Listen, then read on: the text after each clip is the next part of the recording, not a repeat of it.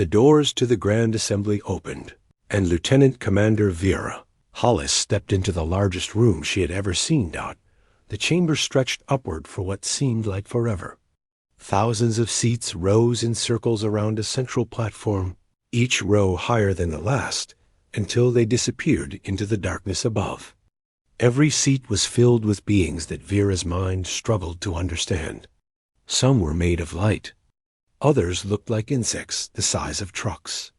A few appeared to be nothing more than floating clouds of colored gas. 900 species. Representatives from every corner of the known galaxy. All of them watching her. Vera was not supposed to be here. She was a construction engineer, not a diplomat. Her job was building things on distant planets, not standing before the most powerful governing body in existence. But Ambassador Hollis, her father, had collapsed from a stress-induced heart attack 3 hours before this hearing was scheduled to begin. Now she stood in his place, wearing his diplomatic badge, carrying the weight of humanity's future on her shoulders. The central platform floated above a pit of absolute darkness. No bottom was visible. Vera understood that this was intentional. The design was meant to remind speakers that they stood at the edge of oblivion, that their words could either save them or send them, falling into nothing. She stepped onto the platform. A voice filled the chamber, coming from everywhere at once. It belonged to something called the Prime Arbiter, a being of shifting geometric shapes that floated above a crystal throne at the highest point of the assembly. The human delegation will explain why their colony on Kepler 442b should not be terminated. Vera felt her heart pound. Terminated, not relocated, not reassigned, terminated. We have evaluated your species for 18 standard cycles, the Prime Arbiter continued. Your settlement has failed to meet the basic requirements for permanent civilization status. Your structures remain temporary. Your environmental integration is non-existent. Your progress is unacceptable. A holographic display erupted around Vera, showing images of the human colony. Prefabricated buildings sat in muddy fields. Construction equipment lay scattered between half-finished structures. People in worksuits trudged through the settlement, looking exhausted and defeated. Observe the Palori settlement established in the same sector. The images shifted to show towers of living coral rising from an alien sea. Beautiful, organic, and according to the display, completed in just 4 standard cycles. Observe the crystalline assembly's outpost. Massive geometric domes appeared, perfectly transparent, glowing with internal energy. Built in 6 cycles.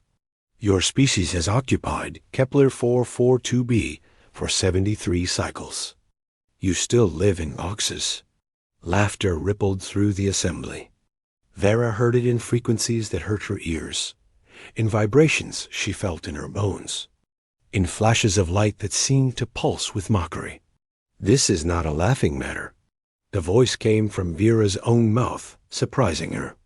She had not planned to speak yet, but something in her had snapped. The laughter stopped. Explain yourself, human, the Prime Arbiter said. Vera straightened her back. Her father had spent months preparing diplomatic arguments, careful language designed to buy humanity more time. But Vera was not a diplomat. She was an engineer. And engineers solved problems. You say we have failed to build permanent structures, she said. I say you have failed to understand what we are building. Murmurs spread through the assembly. Several species shifted in their seats, their various forms of expression indicating surprise, curiosity, or offense. The Palori grow their structures over generations, Vera continued. The coral towers you showed were begun by their great-grandparents. The crystalline assembly constructs through molecular accumulation. Each dome represents decades of patient layering. These are beautiful methods. They are also slow. Slowness indicates wisdom, someone called out from the upper tiers. Slowness indicates you have time to spare. Humanity does not. Vera began walking across the platform, forcing the assembly to track her movement. Our lifespans are short. Our bodies are fragile. Our history is marked by disasters that destroyed everything we built and forced us to start over. We have never had the luxury of growing structures over centuries. We build fast because we must. Speed without quality is meaningless, the Prime Arbiter said. Then let me demonstrate quality. The words left Vera's mouth before she fully understood what she was saying. But once they were spoken, she knew she could not take them back. You want proof that humanity can build permanent civilization? Give me one standard cycle, 26 of your hours. Send observers to any location you choose. I will personally show you what humans can accomplish. The chamber erupted. Voices clashed in hundreds of languages, all of them expressing shock, disbelief, or outrage. You are not the designated ambassador, the Prime Arbiter observed. No, I am something better. I am a builder. A being rose from the middle tiers. It was massive, covered in black carapace, with multiple limbs ending in sharp points. Vera recognized it from the briefing files as a hegemony delegate, representative of one of the most powerful military coalitions in the galaxy. This is a waste of time, the delegate declared. The humans have proven their inadequacy. I call for immediate termination of their charter. Support gathered. Lights began appearing throughout the assembly, indicating votes in favor of the hegemony position. Vera watched the count climb. I invoke the right of demonstration. Every light stopped. Vera had found the phrase, buried in the Council's founding documents. During a sleepless night, researching for her father. It was an ancient privilege, unused for centuries, but never formally removed. Article 7, Section 12, she continued. Any species facing classification review has the right to demonstrate their capabilities under direct observation. You cannot deny me this. The Prime Arbiter's geometric form twisted in patterns that suggested deep calculation. Right of demonstration has not been invoked in 800. Cycles, then you are overdue. Silence stretched across the chamber. Vera could feel thousands of eyes, sensors, and other perceptual organs focused on her. She was one human, standing alone, challenging the combined authority of 900 civilizations. If I fail, she said, we will accept your judgment.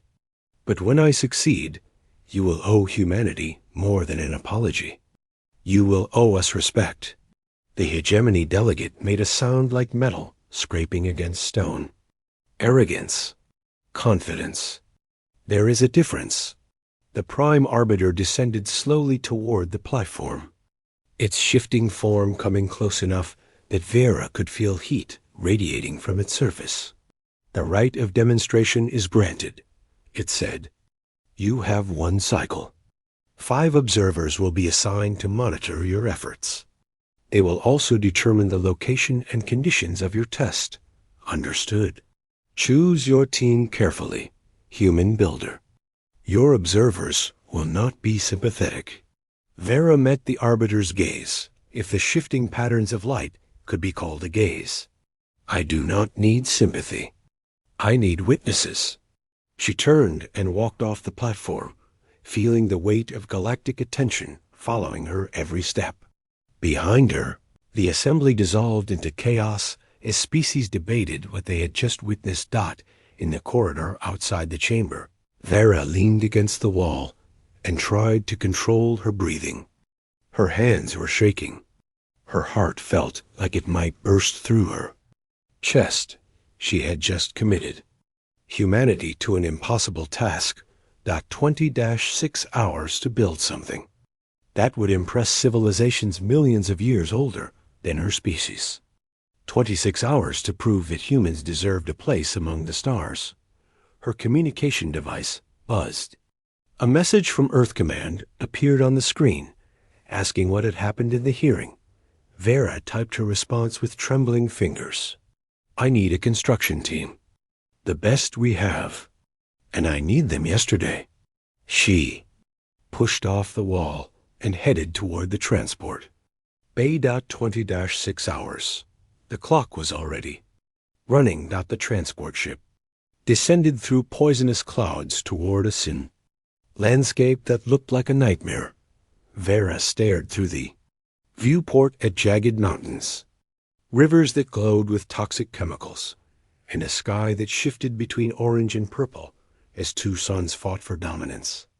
The Council observers had chosen this location specifically. They wanted humanity to fail. Beside her sat the 4 people who would determine whether her species survived the next cycle. Marco was a structural specialist who had built emergency shelters on 3 different planets. Amira handled environmental systems and could make air breathable almost anywhere. Lars was a geologist who could read rock the way other people read books. And finally, there was Rosa, who everyone simply called the problem solver because she could fix anything that broke. 5 humans against the Jung. Judgment of 900 civilizations. Observers had taken positions at the rear of the transport. There were 5 of them, each representing a different approach to construction. Observer 1 was called Pale Voice. It belonged to the Pelori, the species whose coral towers had been shown during the hearing. Pale Voice resembled a humanoid made of smooth ivory, with eyes that reflected like polished mirrors. Observer 2 was named Solid Mind, a member of the Crystalline Assembly. Its body appeared to be made of living gemstone, faceted surfaces catching light with every movement. Observer 3 introduced itself as Many Together, representing the collective mind. It was not a single being, but a cloud of tiny machines that moved like liquid metal and spoke with thousands of voices at once. Observer 4 was ancient beyond measure, being called the Recorder. Its species had no other name. They simply watched and documented everything. The Recorder looked like a bundle of dry branches, animated by unknown forces. Observer 5 was the most unusual. It was called Walking Far, a member of the Wandering People. They never built anything permanent. They roamed the galaxy as eternal nomads, observing others but never settling. Walking Far had skin the color of midnight and eyes like deep wells. Temperature fluctuation of 40 degrees between day and night, Amira reported, reading her sensors. Atmosphere is toxic without filtration. Seismic activity detected within 50 kilometers. The soil composition will make traditional foundation work impossible. They really do want us to fail, Marco muttered. Then we will disappoint them, Vera said. The transport landed hard, skids scraping against rocky ground. Warning lights flashed across every display. External conditions were marked as hostile across the board. Vera unsealed the cargo bay and stepped out into the alien wind. The cold hit her immediately, cutting through her thermal suit like it was made of paper. Sand and rock particles swirled around her, scraping against her visor. The smell of sulfur and metal penetrated her filters. Behind her, the 5 observers emerged from the transport. They showed no discomfort. Their various physiologies were either adapted to such conditions or simply did not care about physical sensation.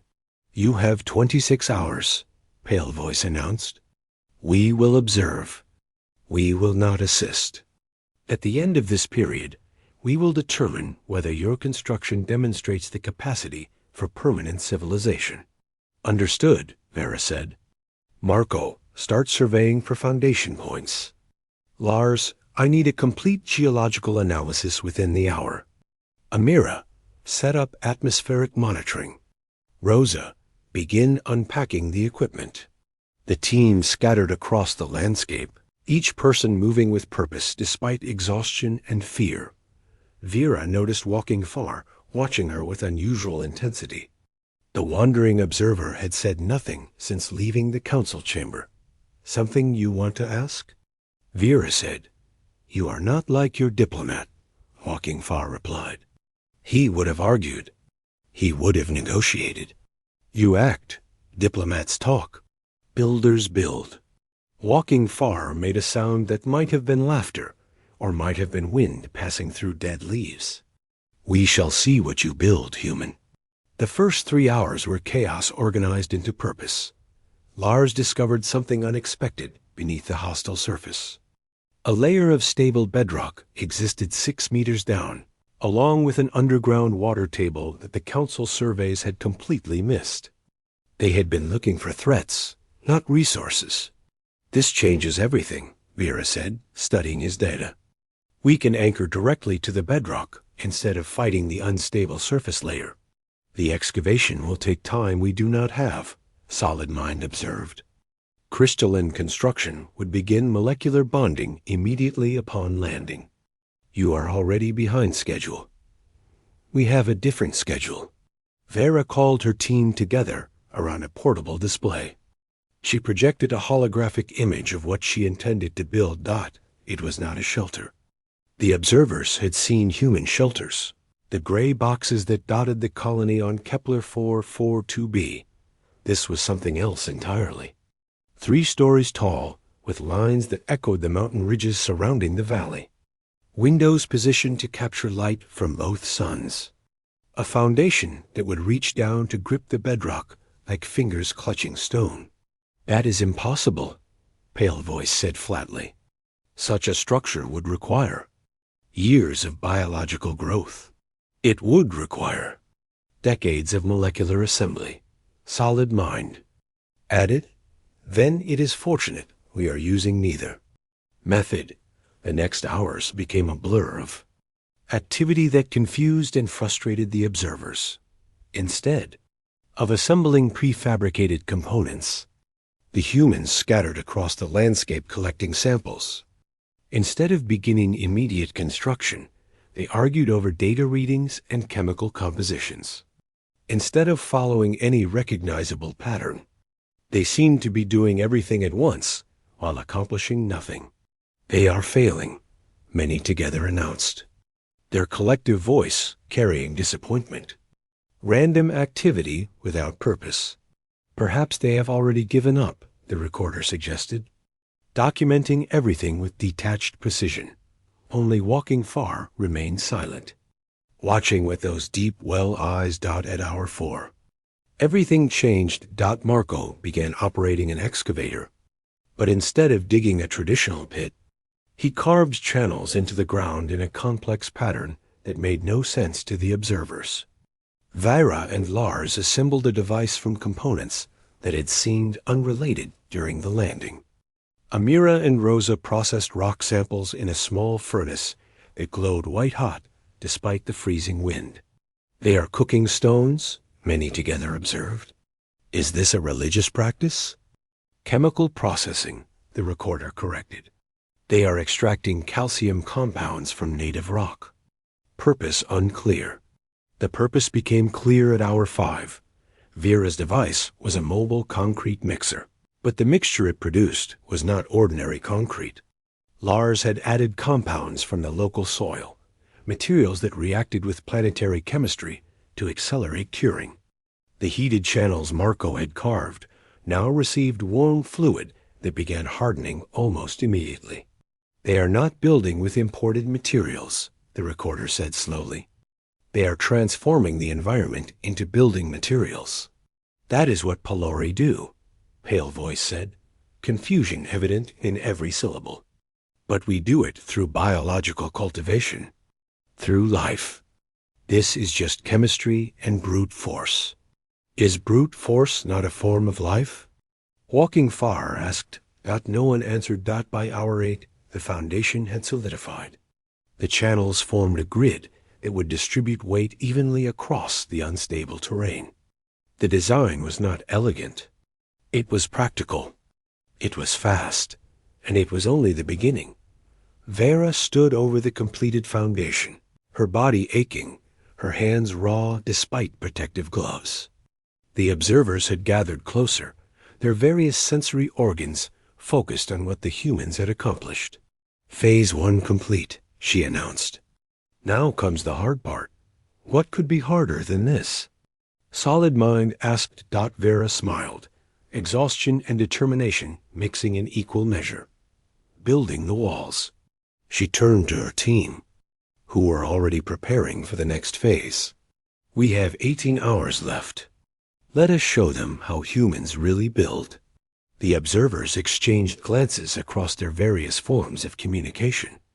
Something had shifted in the dynamic. The mockery was gone. What replaced it was harder to identify. It might have been respect. It might have been fear. Hour 9. The walls began to rise. Throughout the night, Rosa had been doing something the observers dismissed as pointless. While others built the foundation, she processed local stone in the portable furnace, extracting calcium and mixing it with sand and water. The result was a simple compound that civilizations across the galaxy had abandoned millions of years ago. Cement blocks. Hundreds of them, each weighing 15 kilograms. Each still warm from the curing process. "You intend to stack these by hand," the recorder observed. "That is exactly what we intend," Vera replied. "This is primitive. The crystalline assembly abandoned manual construction before your species discovered fire." Vera picked up the first block and carried it to the foundation. Her muscles screamed with fatigue. Her back ached from the hours of work already completed. But she set the block in place with precision, checking its alignment before reaching for the next. The other humans followed. Marco took position along what would become the north wall. Amira handled the south. Lars and Rosa worked the east and west. They moved in a rhythm that seemed almost unconscious. Lift, carry, place, return, lift, carry, place, return. Within an hour, the first wall reached knee height. "They are not stopping," Solid Mind observed, running internal calculations. "Crystalline workers require rest cycles every 4 hours. Our metabolism cannot sustain such continuous expenditure. Pelori cultivators would never engage in such labor at all," Pale Voice added. "We guide biological growth. We do not strain and sweat like animals." "Yet their wall grows," Walking Far said quietly. "By hour 12, the walls reached human chest height." The team had developed a simple system. Rosa continued making blocks. The others rotated between lifting, carrying, and placing. Brief breaks for water and food happened in shifts, never stopping the work completely. Vera's hands were bleeding now, the gloves worn through in places. Her shoulders felt like they might separate from her body. Every breath was a battle against exhaustion. But she kept lifting, kept carrying, kept placing. "Why do you do this?" Walking Far asked, moving closer to the construction site. Vera set down her block before answering. "Because it needs to be done. Other species find ways to build without such suffering. Other species have time we do not have. Methods we cannot use. Resources we cannot access." Vera wiped sweat from her face, leaving a smear of dust and blood. "Humans have our bodies, our will, our determination to create something from nothing. This is what we are. This is what we have always been." She picked up another block.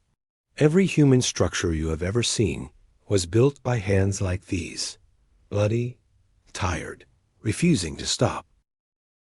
The wall reached 2 meters at hour 14. Marco had constructed scaffolding from the lightweight alloy struts they had brought from Earth, creating platforms that allowed them to lift blocks to higher levels. Then the earthquake struck. The ground heaved without warning. Vera grabbed the scaffolding as the world tilted. Somewhere behind her, she heard blocks falling, mortar cracking, hours of work collapsing in seconds. The shaking lasted 30 seconds. It felt like hours. When stillness returned, Vera surveyed the damage. One entire section of the east wall had collapsed. Cracks ran through the mortar of the south wall. At least 30% of their progress was destroyed. The demonstration should be concluded, Pale Voice announced. Your structure has failed seismic testing. Pylori bioforms would have flexed with the earthquake. Your rigid construction is unsuited to this environment. We are not done. Vera was already moving, examining the damage, calculating what could be saved and what needed to be rebuilt. You cannot repair this in the time remaining. Solid Mind said, "Watch me." The next 4 hours were brutal, beyond anything Vera had experienced. The team worked through exhaustion that felt like drowning, through muscles that had moved past pain into numbness, through a second, smaller earthquake that made the new mortar crack but not fail. Lars developed a modified cement mixture with higher flexibility. Rosa heated it to a specific temperature that allowed faster curing without sacrificing strength. Marco redesigned sections of the wall with subtle angles that would distribute seismic force more efficiently. They did not just repair the damage. They improved upon it. At hour 18, the walls stood complete at full height. 3 stories of hand-laid blocks, windows framed with native stone, doorways positioned according to Vera's original design. But something was wrong. The observers were no longer simply watching the construction. They were watching Vera. She stood in the center of what would become the ground floor, holding a container of mineral pigment. The walls were finished. The structure was taking shape. Yet instead of continuing the main construction, she was painting the interior. She has lost focus, many together announced. Mental deterioration from exhaustion. Perhaps we should intervene, Pale Voice suggested. For humanitarian reasons. No, Walking Far said. Watch. Vera painted with hands that trembled but moved with purpose. The pigments came from local minerals. Iron oxide created deep red-brown tones. Copper compounds produced blue-green shades. The patterns she created echoed the mountain ridges visible through the window openings. On the second floor, Rosa was installing something even stranger. Shelves, simple wooden shelves cut from cargo containers. Above them, she mounted an empty frame, waiting for something that did not yet exist. What are you doing? The recorder demanded, approaching Vera directly. You have hours remaining. Your roof is not complete. Your atmospheric ceiling is non-existent. Why are you decorating? Vera set down her brush. Because a roof makes a shelter. This makes a home. There is no difference. There is the most important difference in the universe. Vera turned to face all 5 observers. They had gathered closer during her painting, drawn by confusion that bordered on concern. You ask why humans build the way we build. You see our speed and call it desperation. You see our labor and call it primitive. You see our temporary structures and call it failure. But you do not see what we are actually creating. She gestured to the painted walls, the wooden shelves, the empty picture frame. The Pylori grow buildings over generations. Each structure carries biological memory of every family that lived there. The crystalline assembly builds through decades of patient layering. Each dome is meditation made solid. Even the collective builds through consensus, millions of minds agreeing on every decision. These are superior methods, Solid Mind said. They are different methods, and they produce different results. Vera's voice grew stronger despite her exhaustion. Your structures are beautiful, elegant, perfect. They are also impersonal. They belong to the method, not the maker. Human buildings are different. Every wall carries the sweat of the people who raised it. Every room holds the decisions they made, the problems they solved, the pain they endured. When we look at our structures, we do not see architecture. We see ourselves. She pointed to the painted mountains. My grandmother painted mountains on her kitchen wall in a house that flooded 3 times. Every time she repainted them. She said the mountains reminded her that some things endure. that we endure." She pointed to the empty frame. "My father kept a photograph of my mother in a frame, exactly like that one. He rebuilt his house twice after hurricanes. The frame survived both times. The frame mattered more than the walls." "This is sentiment," Pale Voice said. "Emotion, not construction. This is why we build. Every species builds shelter. Only humans build homes. Places that hold meaning. Places that carry memory. Places that make the universe feel less empty and cold." Vera picked up her brush again. "You want to know if humanity can build permanent civilization? Watch how we make homes in hostile places. Watch how we pour ourselves into stone and mortar. Watch how we refuse to just survive when we could truly live." She returned to her painting. "And when I am done, you will understand why 26 hours is not a limitation for us. It is an invitation." The observers stood in silence, watching a human paint mountains on walls that were not yet complete, in a structure that still had no roof. On a planet that wanted them dead, something had changed.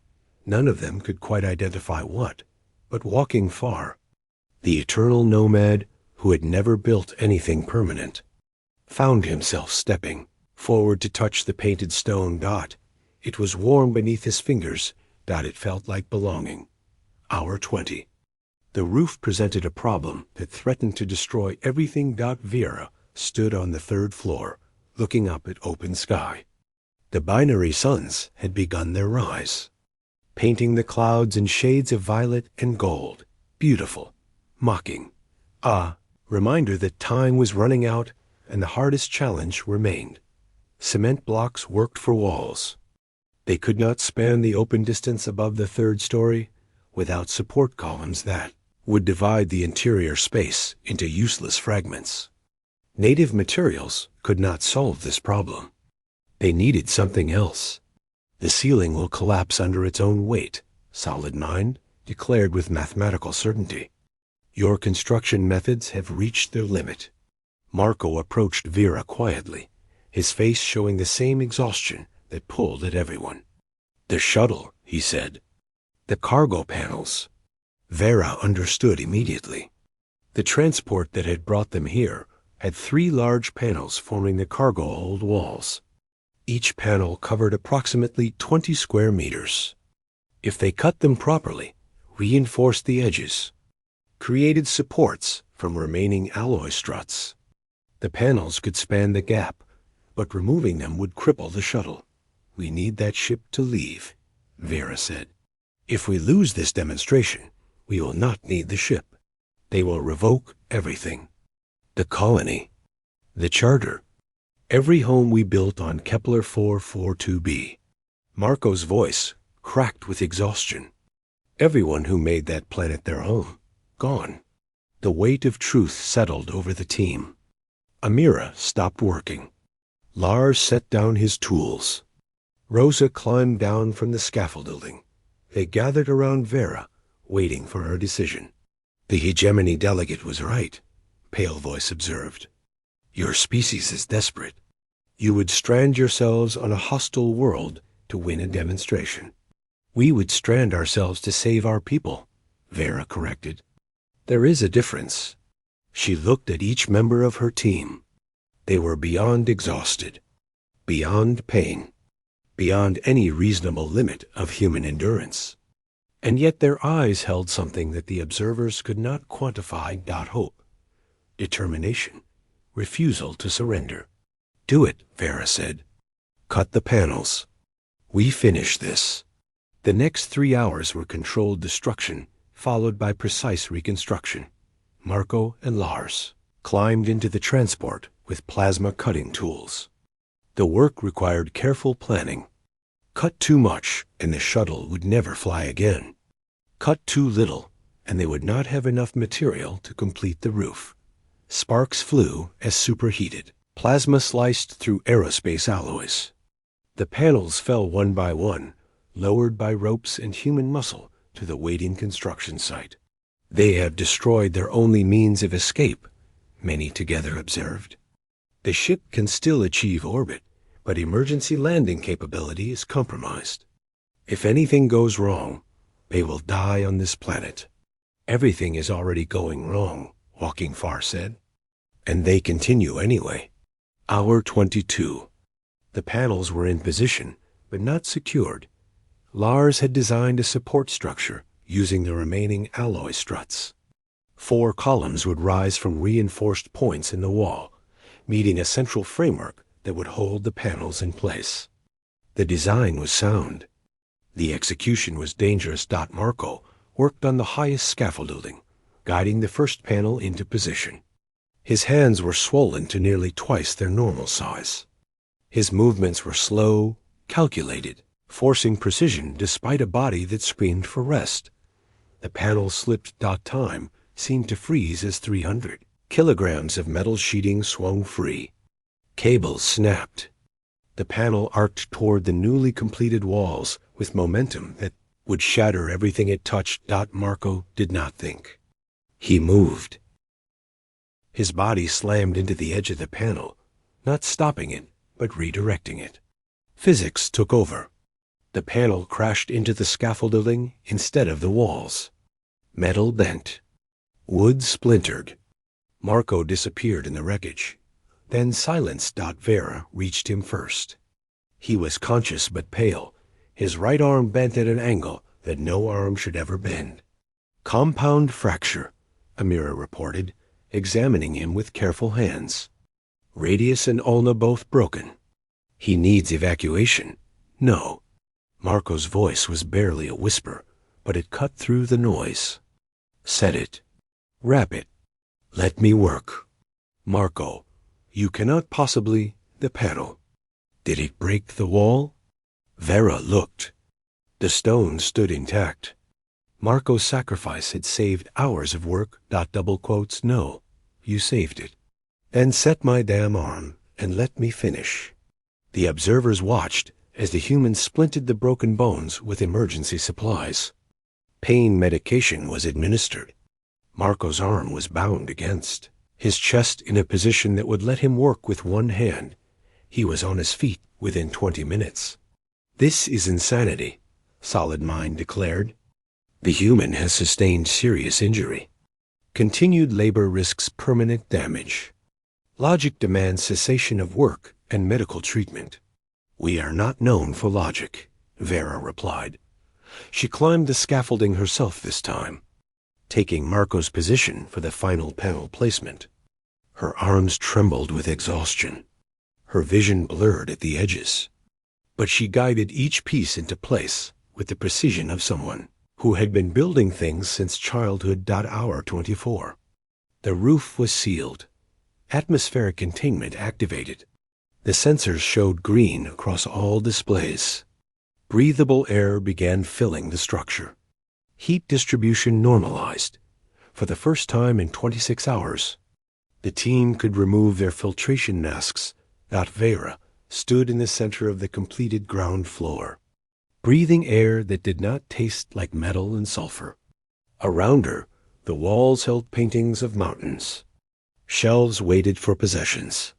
Windows framed views of an alien landscape that no longer seemed quite so hostile. Rosa approached with a small object in her hands. A photograph, printed hastily before they left the main colony. It showed a group of colonists, families with children, standing in front of the gray prefab structures that the council had mocked. She placed it in the empty frame. Now it is a home, Rosa said quietly. 2 hours remained. The observers had withdrawn to a distance of 50 meters. Their various forms of communication operating in frequencies beyond human perception. Vera knew they were deliberating, deciding, judging everything they had witnessed over the past 24 hours. She also knew that she had done everything possible. The structure stood. The roof held. The walls were solid enough to survive earthquakes. A family could live here. A life could be built within these rooms. Whether that would be enough remained to be seen. You should rest, MoonHFY said, approaching Vera as she stood in the doorway. Not yet. There is still time on the clock. Time for what? Your construction is complete. Vera looked out at the alien landscape. The binary suns had completed their journey across the sky, now beginning to set behind the jagged mountains. The light they cast was warm, amber, turning the harsh terrain into something almost beautiful. Time to appreciate what we have built, she said. Humans do not just create. We reflect. We remember. We understand that every structure we raise is a statement about who we are and what we value. She gestured to the interior. These walls will outlast me. Long after my bones have turned to dust, someone will live in this home. They will see the mountains I painted. They will use the shelves Rosa installed. They will look at that photograph and wonder about the people who placed it there. That is mortality, Walking Far said. Awareness of death. That is why we build homes instead of shelters. Shelters protect bodies. Homes preserve meaning. They carry something forward after we are gone. A promise that we existed, that we mattered, that we refused to simply survive when we could truly live. The final sun dipped below the horizon. 20-6. Hours had passed. Vera stepped back into her home and waited for judgment. The observers approached.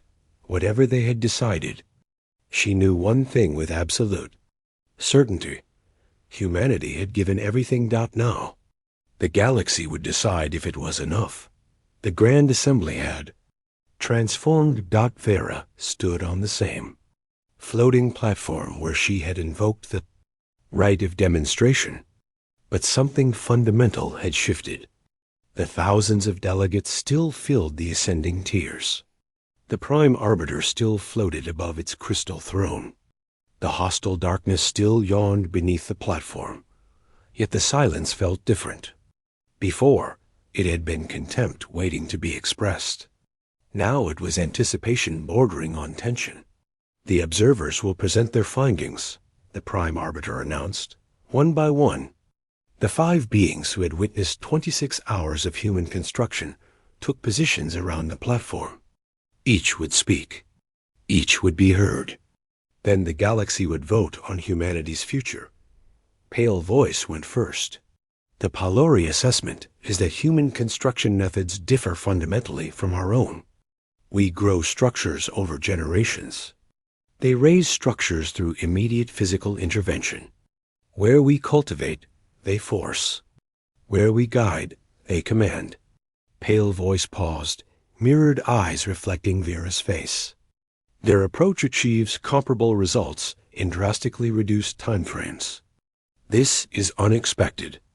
This is significant. Murmurs rippled through the assembly. Solid Mind spoke next.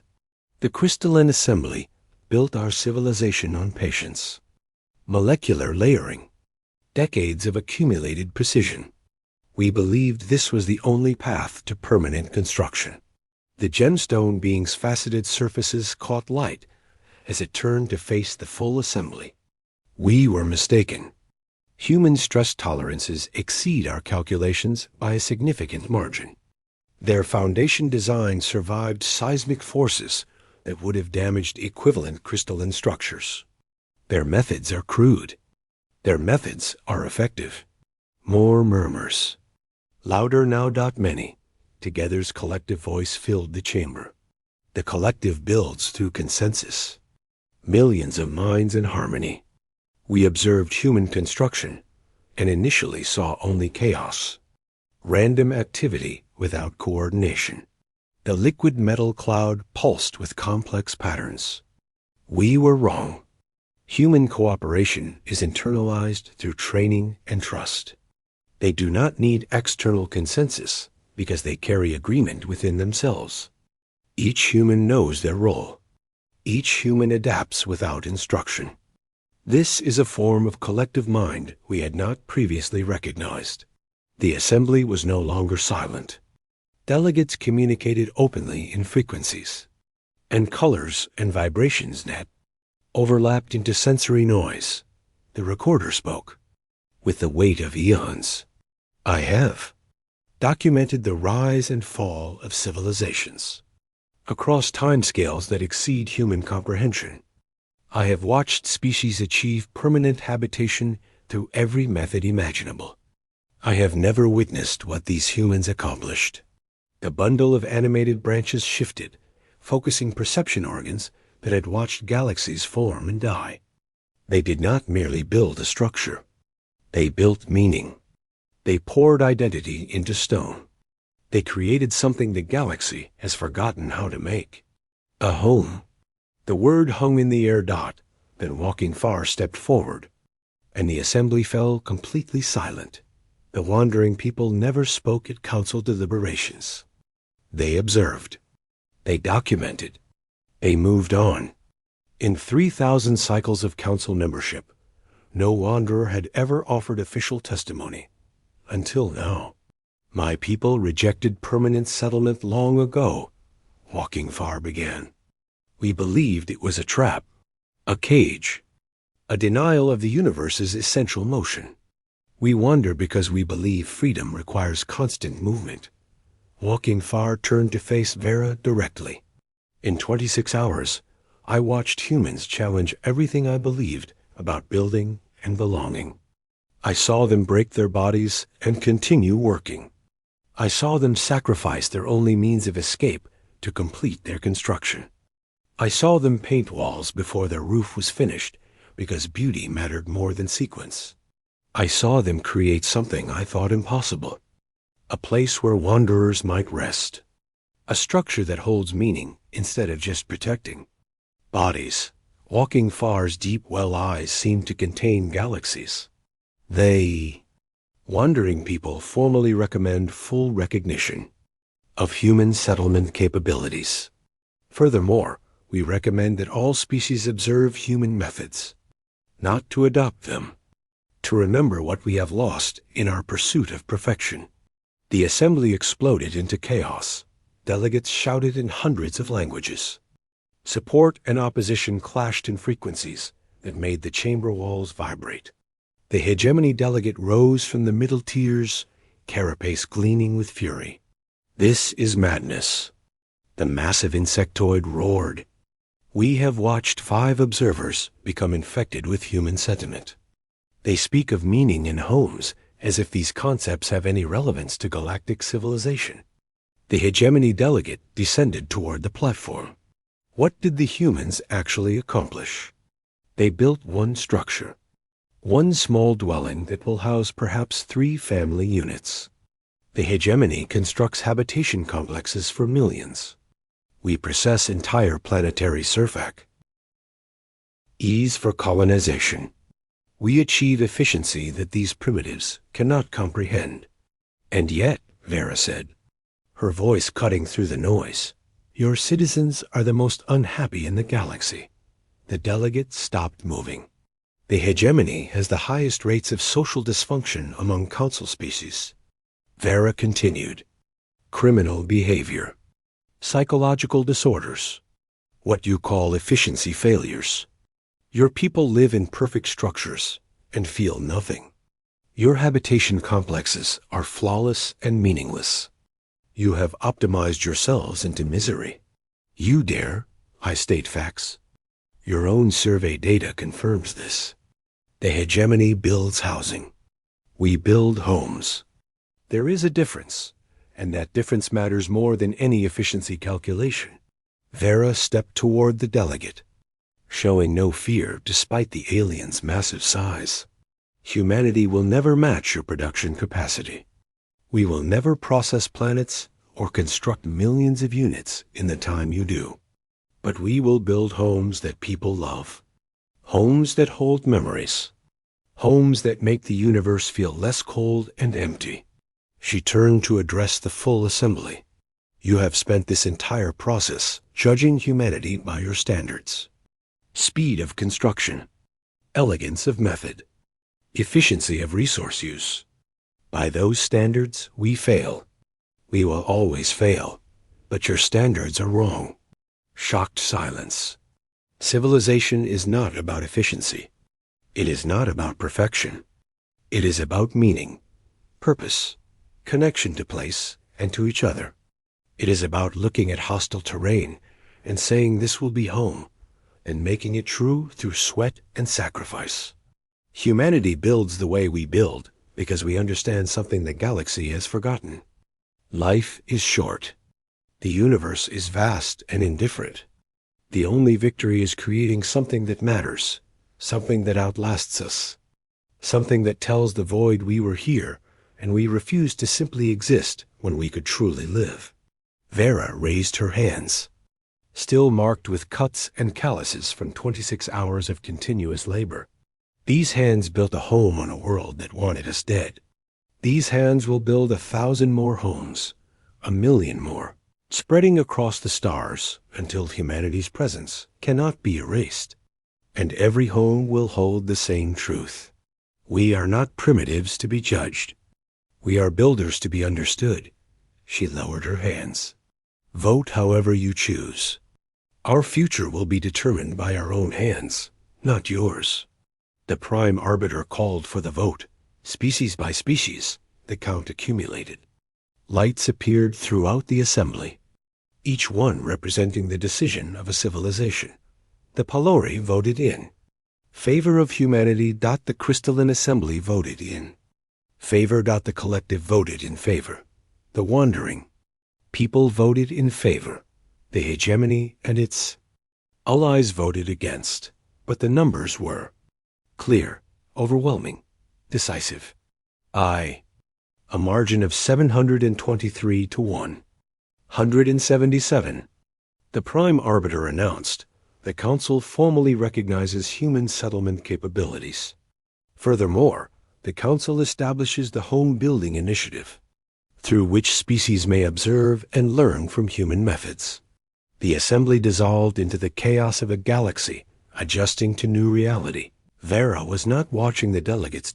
She was watching Walking Far, who approached her with something like wonder in those deep well eyes. You have given me something I believed impossible to find, the wanderer said. What is that? A reason to stop wandering. Walking Far looked toward the chamber's impossible ceiling. Perhaps it is time to learn what home means. 6 months later, the colony ship descended through the amber atmosphere of Kepler-442b. Vera stood at the center of the settlement, watching 300 new colonists arrive. The gray prefab structures were changing now, block by block, wall by wall. Gardens grew between buildings. Painted murals covered surfaces that once held only corporate logos. The home she had built during the demonstration stood at the colony's heart. Its walls bore dozens of new paintings, added by colonists who wanted to leave their mark. The photograph in its frame had been joined by others. The shelves held objects from 100 different families. A delegation of aliens had arrived the month before. Palori, bringing bioforming seeds adapted to human aesthetics. Crystalline observers contributing molecular bonding agents. Even wanderers, stopping to rest and learn what permanence felt like. Rosa approached with a message from Earth Command. The Council has approved our expansion request. 3 new planets. Full settlement rights. Vera nodded, still watching the colony ship complete its landing. Marco was on that ship, his arm fully healed, bringing his family to the world he had helped build. Amira had stayed to establish environmental systems. Lars was already surveying the new sites. They would build more homes. They would fill the galaxy with meaning. One structure at a time. Vera said quietly. She walked toward the landing zone, toward the new arrivals. Toward the future humanity was claiming one home at a time. Behind her, the binary suns caught her windows at exactly the angle she had planned, filling her structure with light. The galaxy had asked if humans could build permanent civilization. She had given them an answer they would never forget.